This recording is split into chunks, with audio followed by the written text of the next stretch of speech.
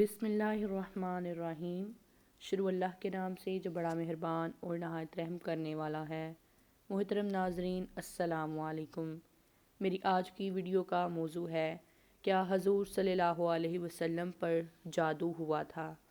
ناظرین، حضرت عائشہ رضی اللہ تعالی عنہا سے روایت ہے کہ بنو زریق کے یہودیوں میں سے لبید بن عاصم نامی ایک یہودی نے رسول اللہ صلی اللہ علیہ وسلم پر جادو کر دیا، یہاں تک کہ رسول اللہ کو یہ خیال آتا کہ میں یہ کام کر رہا ہوں، حالانکہ آپ وہ کام نہیں کر رہے ہوتے تھے۔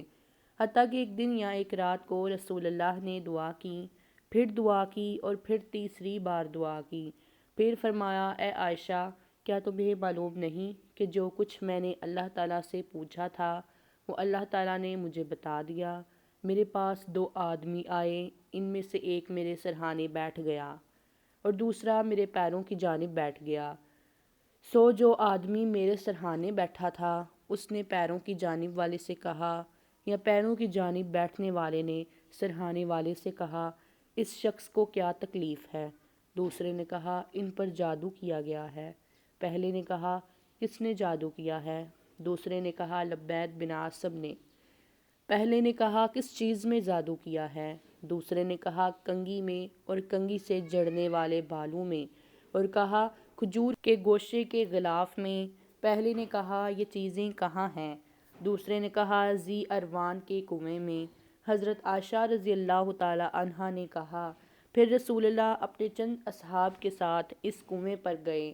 پھر آپ نے فرمایا، اے عائشہ، اللہ کی قسم، اس کنویں کا پانی مہندی کے پانی کی طرح تھا اور وہاں کھجور کے درخت شیاطین کے سر کی طرح تھے۔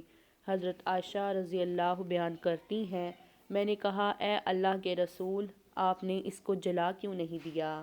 آپ صلی اللہ علیہ وسلم نے فرمایا، نہیں، اللہ تعالیٰ نے مجھے اچھا کر دیا اور میں لوگوں میں فساد بھڑکانے کو برا سمجھتا ہوں، اس لیے میں نے اس کو دفن کرنے کا حکم دیا۔